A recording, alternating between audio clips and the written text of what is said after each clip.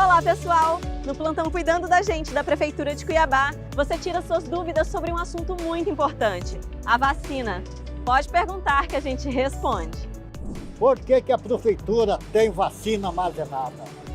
A maior parte das vacinas armazenadas é reservada para os idosos que tomaram a primeira dose e precisam ter a sua segunda dose garantida. Tudo tem que estar programado, seguindo as normas do Ministério da Saúde.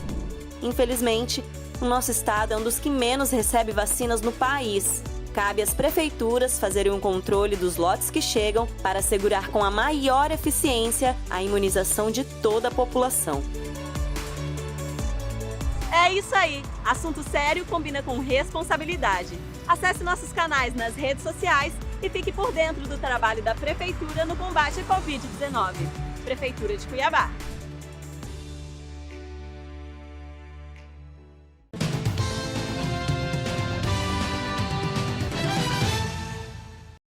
Olá, você que nos acompanha pelo RD News. Hoje nós temos aqui nos nossos estúdios o deputado federal Neri Geller, pelo PP. Ele, esse ano, deixou a coordenação da bancada de Mato Grosso no Congresso Federal e, logo após, ele assume aí um projeto de lei, né, que trata do licenciamento ambiental. Qual o impacto desse projeto e qual a relevância do tema? Primeiro, seja muito bem-vindo aqui com a gente. Obrigado, Andressa. Obrigado a você que nos acompanha pelas redes sociais e aqui pelo RD News. Primeiro, uma satisfação estar conversando com você e num site tão importante como é o RD News. Como você falou, eu acabei de sair, fiquei 2 anos como líder da bancada, coordenador da bancada, onde fizemos um trabalho muito articulado, toda a bancada, os 8 deputados federais e os 3 senadores, ajudando muito o estado de Mato Grosso e trabalhando sempre de forma muito convergente, inclusive em temas importantes para a economia do Brasil, como a reforma da Previdência, nós trabalhamos muito alinhado, e outros temas importantes para o presidente Bolsonaro, mas principalmente para a sociedade mato-grossense e a sociedade brasileira. E agora eu fui designado com a eleição do presidente Arthur Lira, que nós ajudamos a construir a eleição dele, fui designado como relator do licenciamento ambiental. E você sabe, Andressa, do quanto que é importante essa pauta para Mato Grosso e para o país. Nós temos obras como a 242, a 174, que estão paradas há mais de 7, 8, 9 anos em alguns casos, segurando o desenvolvimento, prejudicando a economia, mas mais importante que isso, prejudicando para que pessoas como no Nordeste brasileiro pudessem ser beneficiadas com a produção do Médio Norte mato-grossense, aumentando muito o custo de produção. E também uma legislação que hoje não existe, a Lei Geral do Licenciamento não tem nenhuma lei específica para reger essa importante atividade. Tem mais de 25 mil resoluções de órgãos como CONAMA, de secretarias de Estado, municipais, não tem uma lei para liberar essas obras, para dar uma linha e também para punir, inclusive, infratores que eventualmente possam cometer crimes ambientais. Então, nós estamos muito focados, eu peguei faz 30 dias, estamos bem alinhados já, buscando o trabalho que foi um projeto que tramita no Congresso Nacional desde 2004, Então, tem gente que fala que a matéria não está madura até hoje. Se em 20 anos não amadureceu, não vai amadurecer mais. Nós vamos trazer ela à luz do dia, discutir com a sociedade urbana e vamos trabalhar para votar. Nos próximos 15, 20 dias eu quero concluir o relatório e a gente pautar essa matéria que é importante. São mais de 130 bilhões de reais que estão travados de investimento para o Brasil, mas mais especificamente e mais forte para Mato Grosso, que vão ser destravadas, ajudando na liberação de investimentos importantes para a economia do Brasil. Ressaltando que são obras de infraestrutura, inclusive de estudos de impacto que vão ser realizados a partir do momento que nós tivermos segurança jurídica para hidrovias, para ferrovias, rodovias, mas ela é importante também para os centros urbanos, Andressa, tendo em vista que vai atingir a própria questão de obras importantes de saneamento básico e também de aterro sanitário para muitos municípios que não conseguem o licenciamento para fazer, tirar o lixão a céu aberto e trazer o aterro sanitário. Então é uma matéria muito importante e eu estou muito envolvido nesse debate porque ele é importante para a economia do país e é importante também para a sustentabilidade e a preservação ambiental.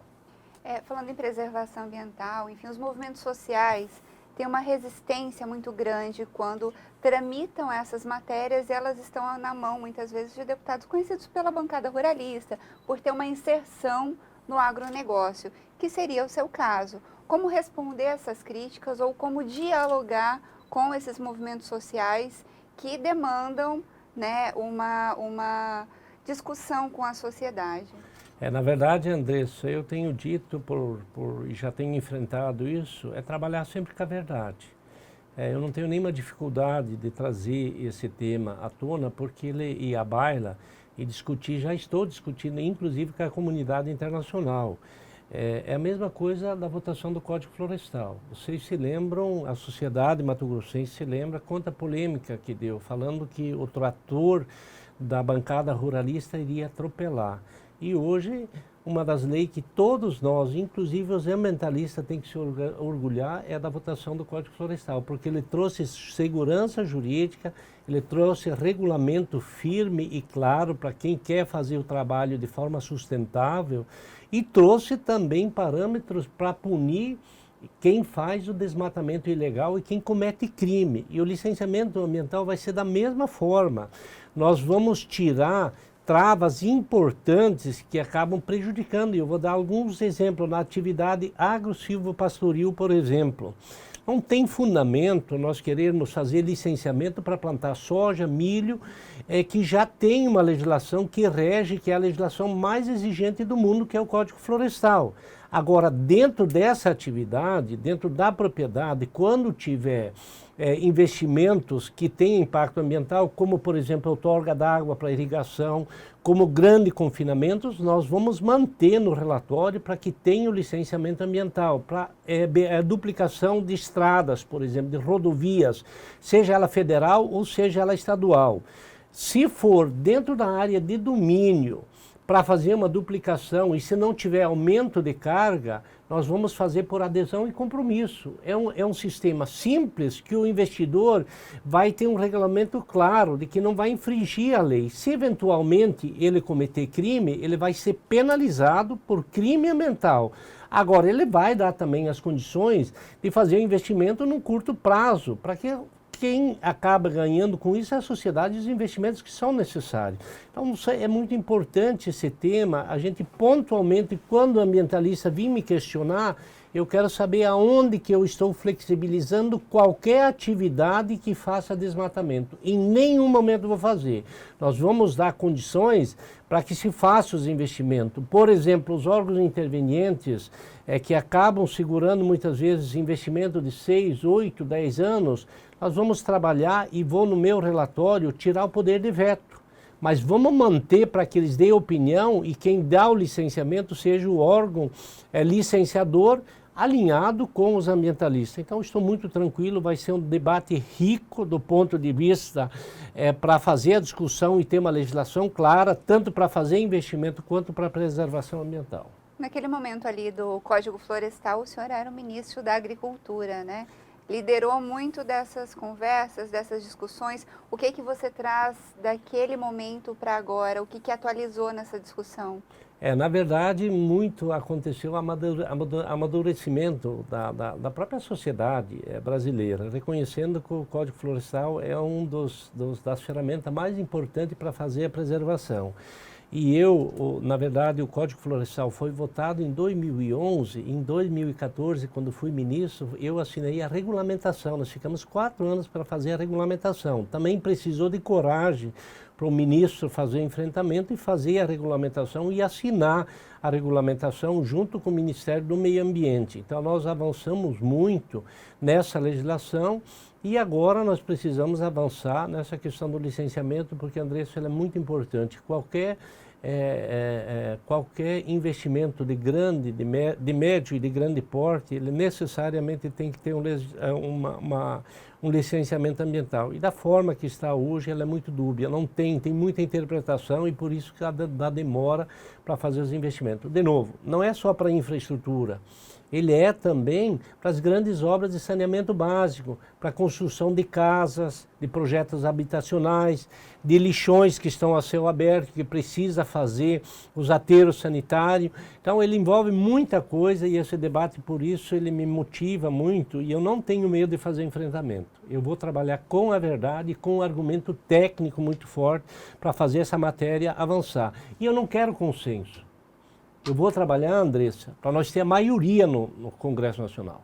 E eu estou alinhado com o presidente da Câmara, estou alinhado com o líder do governo e com 5 ministérios do governo que influencia nesse tema, que é o Ministério de Infraestrutura, Minas e Energia, Agricultura, Meio Ambiente e a Casa Civil. Alinhado a base do governo, alinhado para ter a maioria, o resto a gente vai enfrentar, logicamente respeitando. Eu estou ouvindo o Observatório do Clima, por exemplo, Andressa, que são os grandes que defendem a questão climática. Eu já fiz 2 reuniões por videoconferência com os bambambam que conhecem da área e pontualmente tudo eu apontei. Aonde que eu estou entrando em qualquer área que possa fazer a degradação ambiental. Então, nesse conceito, nós vamos trabalhar para ter maioria, aprovar na Câmara, já alinhado, Andressa, com o Senado Federal, para que a gente faça um relatório já alinhado com o Senado Federal, para não ter mudança lá. Então, votar na Câmara, votar no Senado e ir para a sanção presidencial. Sem alteração. Isso. Mudando de assunto, falar de vacinação, né? A gente vê aí que a vacinação, ela é prioritária, ela é necessária, no entanto, tem muito desencontro de falas, de propostas entre prefeitos, governadores, o próprio presidente.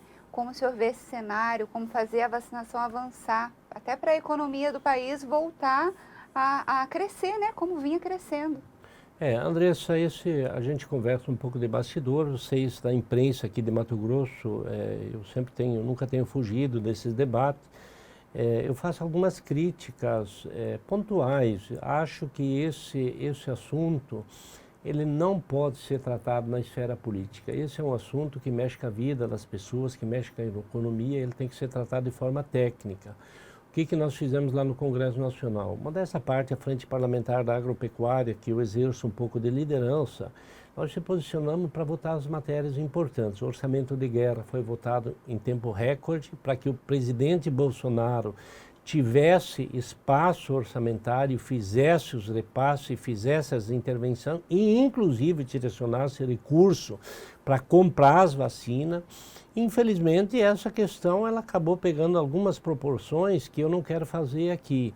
É ter palanque político. Eu acho que nesse momento a gente precisa baixar a temperatura e nós já perdemos muito tempo. O Brasil já perdeu muitas vidas. O que nós precisamos é trabalhar a convergência. O que eu posso assegurar é que o governador Mauro Mendes tem trabalhado com muito afinco e muito pragmático no sentido de ajudar a sociedade mato-grossense. Pode até ter errado às vezes, porque ninguém conhece a pandemia, ninguém sabe como isso atinge, de repente sobe lá em cima o nível de contaminação, aí recua, então é muito complicado isso. O lockdown eu sempre fui contra desde o início, porque acho que precisa conciliar a questão econômica com a questão da saúde, mas respeitando sempre do ponto de vista de ouvir os técnicos. Eu não posso dar uma opinião como política se essa questão necessariamente técnica.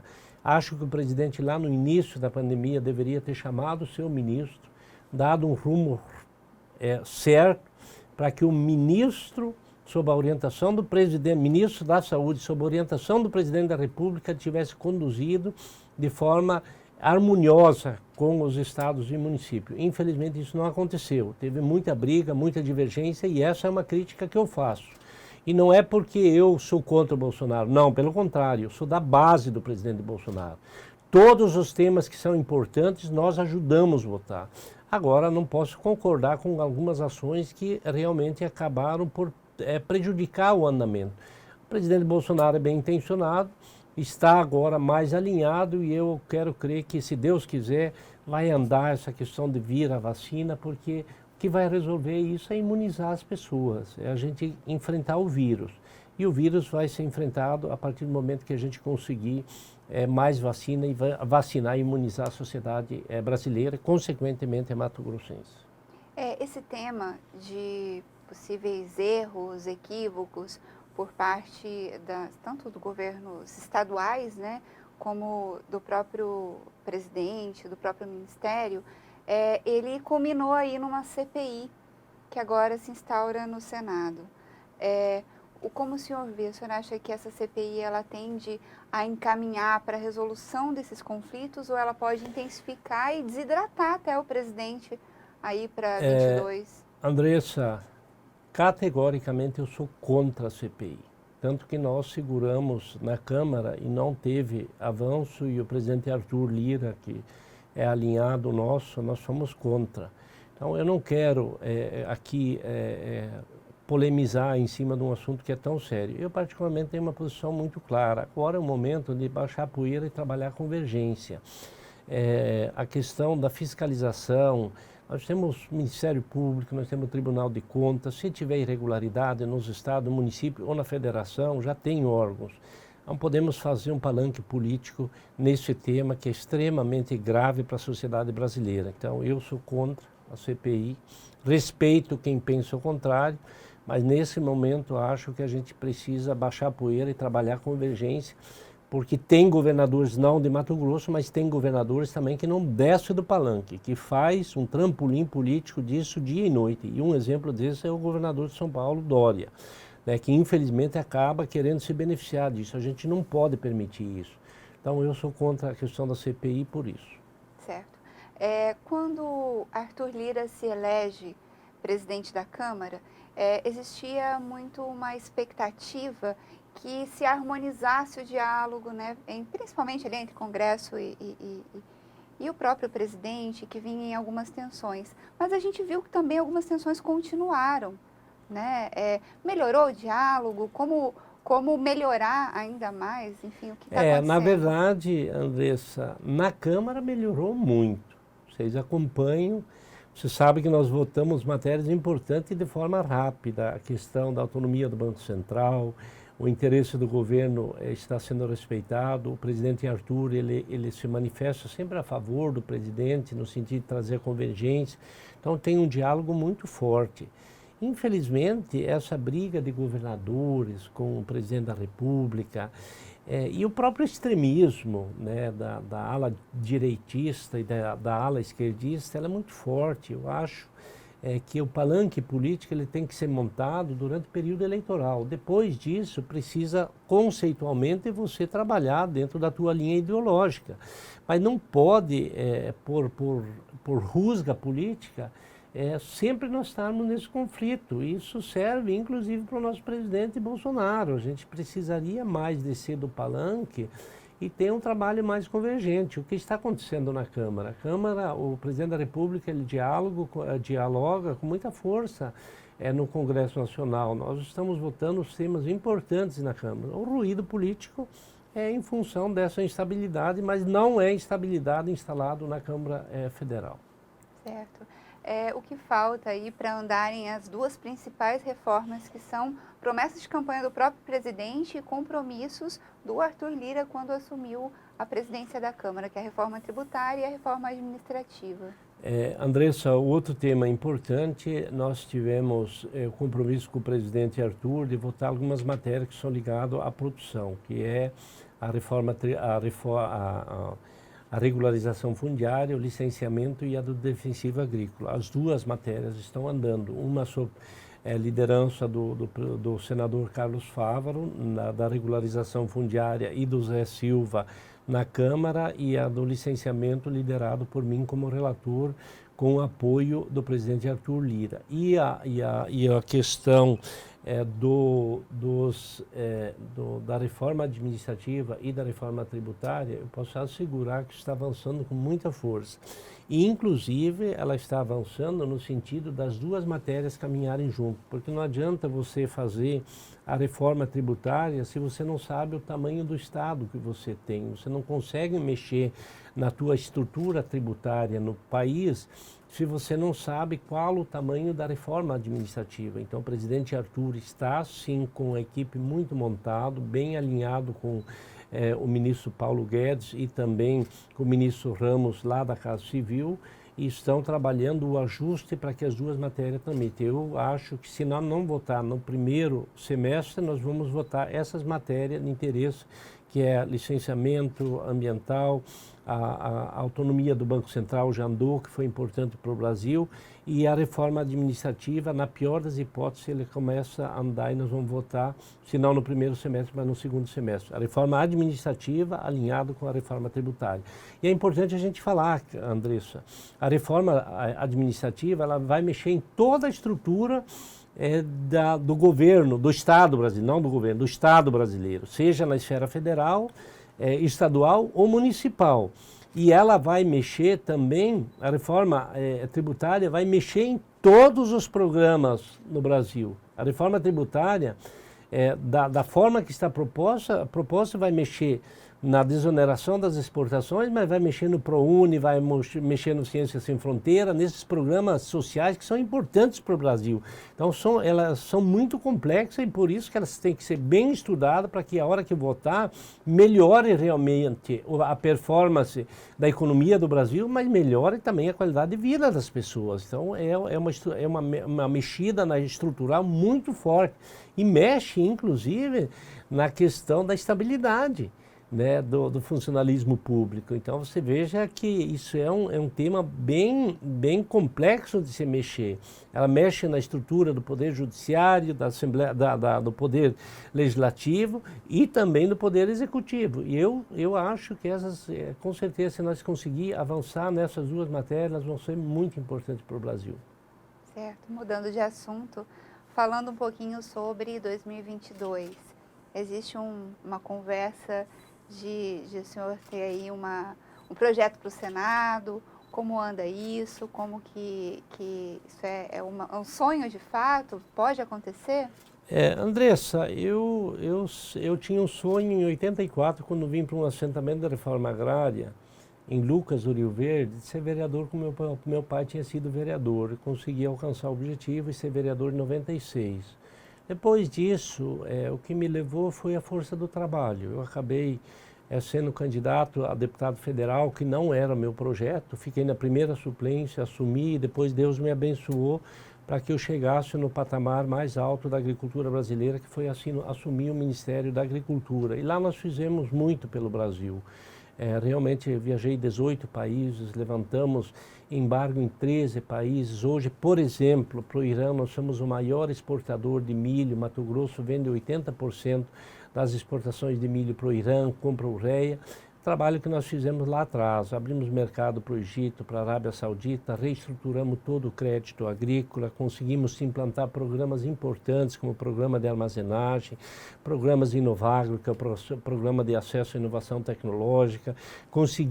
Eu fui a Washington assinar o contencioso do algodão, Andressa, que estava lá desde 2002, foram mais de 2 bilhões de reais que vieram para a cotonicultura do Brasil. Mato Grosso recebeu 51% desse recurso e agora estamos se aproximando de mais um pleito. Me elegi deputado federal, fui líder da bancada durante 2 anos consecutivos, sou muito grato à nossa bancada por ter confiado em mim. Sou vice-presidente da Frente Parlamentar da Agropecuária e trabalho intensamente, vocês que acompanham o meu trabalho, porque acredito realmente na política e eu acho que a sociedade tem que acreditar também. O pleito eleitoral do ano que vem, que está se avizinhando, obviamente quando chega um ano antes, começam as especulações. O nosso grupo, que apoiou o senador Carlos Fávaro, que está na base do governo Mauro Mendes, definiu por uma candidatura dentro do partido, não partiu de mim, mas sim do grupo nosso, para que eu fosse trabalhar uma candidatura ao Senado. Então, eu estou muito tranquilo com o apoio do ministro Blair Maggi, do senador Carlos Fávaro, bem alinhado com o governador Mauro Mendes, para trabalhar esse projeto, sim, ao Senado, porque deputado federal, você sabe, tem força, sim, se quiser trabalhar, se tiver vontade de fazer as coisas. Agora, o Senado Federal é muito mais forte, o peso, o voto é muito mais forte.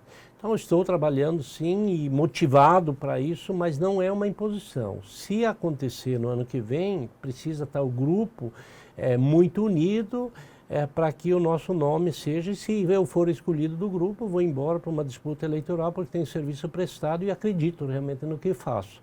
Agora, de novo, isso não é nenhuma imposição, não vou atropelar ninguém. Se tiver outro nome dentro do grupo for melhor e precisar abrir mão, também abro, não tem problema nenhum. Mas estou animado e por onde eu ando pelo estado afora, muitos prefeitos se movimentando, vereadores se movimentando, pela força do trabalho, pelo que nós fizemos pelo estado. Então, não descarto, mas também não falo 100% que sou obcecado para ser candidato. As coisas têm que ser natural e se for acontecer, vai acontecer pela força do trabalho. Semana passada, o presidente Jair Bolsonaro fez uma fala, né, que ele gostaria de apoiar ali José Medeiros, que é deputado federal, hoje pode concorrer, sendo uma única vaga, né?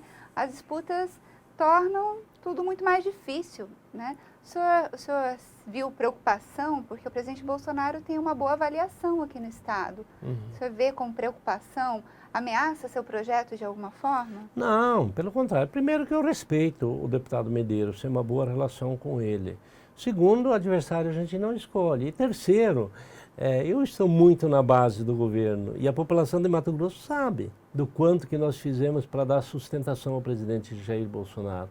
E o meu trabalho, ele nunca foi pautado em rede social ou em demagogia, foram resultados práticos. E nós ajudamos o governo, estou ajudando o governo do presidente Bolsonaro, inclusive na eleição do Arthur agora, que era o candidato do presidente. Quem teve café no bolo de enfrentar, de ir para cima e ajudar a definir a eleição, fui eu, a pedido do presidente Bolsonaro. Então eu estou muito tranquilo.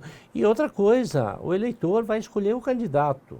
Ele pode escolher o Jair Bolsonaro como presidente da República e o senador ele vai olhar para quem tem as melhores propostas, não desmerecendo ninguém que possa eventualmente ser o meu adversário, mas adversário a gente não escolhe. E a eleição do Carlos foi uma demonstração muito clara disso. A sociedade vai realmente por quem tem o melhor projeto, quem está mais preparado, e nesse caso foi o Carlos Favaro e o nosso grupo. E eu tenho certeza que se eu colocar meu nome, eu não tenho medo, porque adversário a gente não escolhe, a gente respeita. E se eu for candidato ao Senado ou a qualquer outro cargo, eu vou mostrar o que eu fiz e o que eu tenho intenção de fazer no futuro. Não vou ter medo de enfrentar, se for o caso, seja ele quem for. Respeitando, de novo, né, o Medeiros, o respeito, e sou da base do presidente Bolsonaro. Inclusive, ministros já se manifestaram a favor. Então, tem muita coisa para andar. PP é hoje o líder do governo nosso, é o Ricardo Barros, nós estamos muito presentes lá, muita conversa vai acontecer ainda até ano que vem, até porque aquela fala do presidente Bolsonaro, ela foi estimulada numa live, foi feita uma pergunta e foi gravado, e o presidente respondeu, mas acho que isso não é definitivo e até porque nós estamos conversando com todos. Ele pode reavaliar essa decisão? É lógico que pode, é lógico que pode. Deputado, eu queria agradecer a sua presença aqui, agradecer a entrevista e deixar o senhor à vontade para, enfim, se quiser fazer alguma colocação no final, fica à vontade. Eu quero agradecer, Andressa, a você pela entrevista, agradecer ao RD News e agradecer de forma muito carinhosa a todos os profissionais da imprensa de Mato Grosso. Quem me acompanha sabe que eu tenho um respeito muito grande pelos jornalistas, não deixo de atender quem me ligar, quem me pedir, e eu tenho sido muito atendido pela imprensa. Então, agradecer a todos vocês, dizer que foi uma grande honra mais uma vez vir aqui conversar com a sociedade mato-grossense e me colocar inteira à disposição. Obrigado pela oportunidade e fique com Deus. Obrigada a você que nos acompanha e lembrar da importância de usar máscaras, né, nesse momento para conter a disseminação da Covid-19. Aqui no estúdio a gente retirou no momento que estava num distanciamento seguro, mas tomando todas as precauções possíveis. Muito obrigada e continue nos acompanhando pelas redes sociais e pelo RD News.